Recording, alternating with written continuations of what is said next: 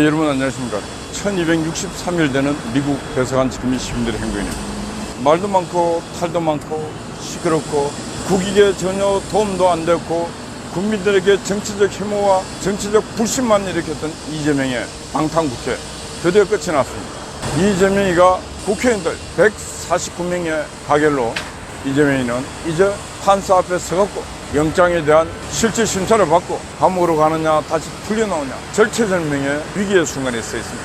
그런데 이재명이가 왜 이 기나긴 날 방탄을 해가면서 국정을 팽개치고 이 일을 했겠습니까? 죄를 지은 자가 많기 때문에 지은 자가 없는 자는 당당합니다. 지은 죄가 없는 자가 감옥 갈 일이 없습니다. 제가 압수수색을 4번 당했습니다. 문재인 때 압수수색을 4번 당했지만은 지은 죄가 없기 때문에 저는 감옥 근처도 안 갔습니다. 저는 지은 죄가 없기 때문에 압수수색을 3번째 당할 때까지 검찰에 소환돼서 조사도 안 받았습니다. 근데 마지막 제가 가서 검찰에 가서 조사받은 것은 김상진의 계란 도할 때문에, 그래서 저는 거기 가서 공무집행 방해라 해서 검사 구형 1년을 받았어요. 그 외에는 없어요.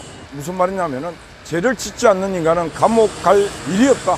이재명이가 죄를 짓지 않았으면 당당합니다. 부끄러움도 없습니다. 근데 지은 죄가 워낙 많기 때문에 이재명이는 모든 수단과 방법을 총동원해서 어떻게 하면 감옥을 안 가겠는가.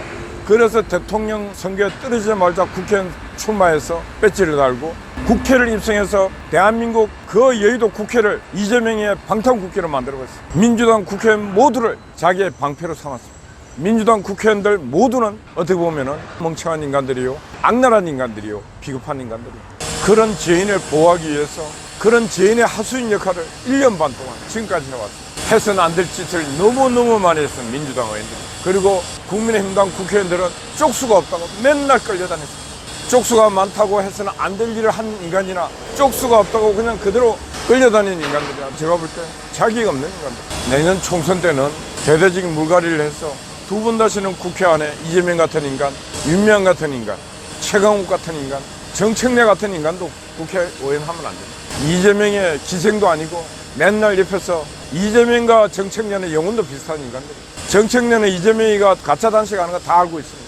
가짜임을 알면서 같이 국민을 속이는 그걸 웃으면서 해가고 있는 인간들, 진짜 죽일 인간들이에요. 그래서 어제 국회에서 절반이나 되는 국회의원들이 이재명 국회에 떠나야 된다. 그래서 탄핵안 가결에 표를 올린 그 국회의원들에게 용기의 박수를 보냅니다. 앞으로는 용기 있는 행동을 하시라. 그러면 여러분들의 정치 생명이 늘어날 것입니다. 국민의힘당 보니까 이재명의 방탄 때문에 이렇게 이제 뭐 소식은 뉴스로 나오지 않는데 그 4시 10분 김용민 코미디언이 입당했다. 국민의힘당에 잘했습니다. 그리고 이재명 같은 윤미향 같은 인간이 국회의원 하고 있는데 왜 이런 친구들이 국회의원 왜 못하겠습니까? 국민의힘당은 널리 인재를 구해서 아주 다양한 곳에서 인재를 구해서 내년 총선 때는 진짜 다양한 사람들이 국회에 진출할 수 있도록, 그래서 판사, 검사, 교수 제발 이런 사람들 기호를 줄여라.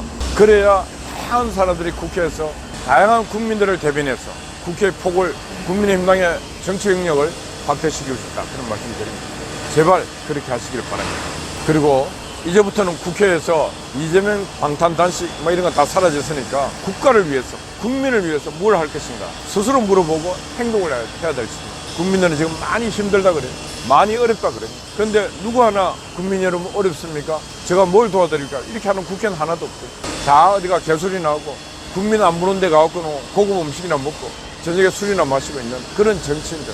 그래서 해야 될 일은 문재인 정부 시절에 무너진 국기를 다시 바르게 세우는 일, 그리고 윤석열 정부는 새로운 비전을, 새로운 길을 만들어서 국가와 국민이 오늘보다 나은 내일로 행복하게 살 수 있는 그런 환경을 만들어내는 그런 게 정치인들의 책무다.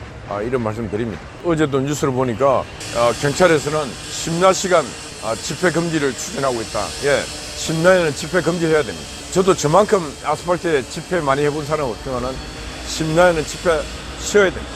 민폐입니다. 민폐. 옛날에 집회 시위 자유를 적극적으로 보장할 때는 바로 정치적 자유가 억압되고 할 때 그랬습니다. 그게 언제가? 군사정부 시절. 그러나 문민정부로 오고 하면서 지금 자유가 범람하고 있습니다. 주체할 수 없는 자유를 누리고 있습니다. 이럴 때 지금 심야 집회까지 허락할 필요가 없습니다. 왜? 자유가 넘치는 나라예요. 그런 거 할 필요가 없어요. 낮에 충분하게 자기 의사 발표할 수 있고 지금 국회가 또 그런 역할도 많이 해요. 방송, 언론, 유튜브 할 것 없이 모든 게 지금 개인의 단체의 의사를 충분하게 전달할 수 있는 수단과 도구는 너무너무 많아요. 그래서 민주노총이 1박 2일 국회 앞에서 하겠다. 이 법원 판사, 이게 정신 나간 판사가 허용을 했는데 민주노총이 일기가 악천후가 돼서 안 하겠다 이거 또 안 해버렸어요. 심야 집회 하겠다고 신청한 놈들이나 그걸 또 하라고 판결한 놈이나 그놈입니다. 시대를 잃는 눈이 없어요. 지금 이 시대는 집단의 자유가 너무너무 차고 넘치고 개인의 자유는 억압되고 있어요. 그래서 판사들이 판결할 때도 집단의 자유만큼 개인의 자유도 보장돼야 되고 그 자유가 충돌될 때는 개인들의 자유를 보장해 줘야 되는 것입니다. 국민 개개인의 자유를 보장해야 돼요.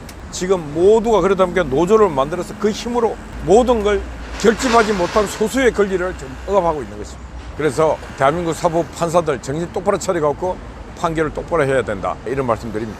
집단의 자유보다 개인의 자유가 우선돼야 된다. 왜? 자유민주주의든 어느 나라든 약자의 자유를 보호해야 된다. 그게 사회정의다.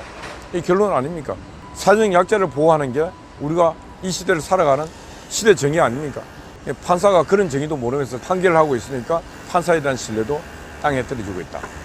그런 말씀 드립니다. 어제는 종창화재 수고 많았습니다. 또 우리 순국결사대에서 아침 일찍 오셔갖고 건물을 쓰고 있고 송화재 또 건물을 쓰고 있습니다. 여러분 파이팅입니다. 감사합니다.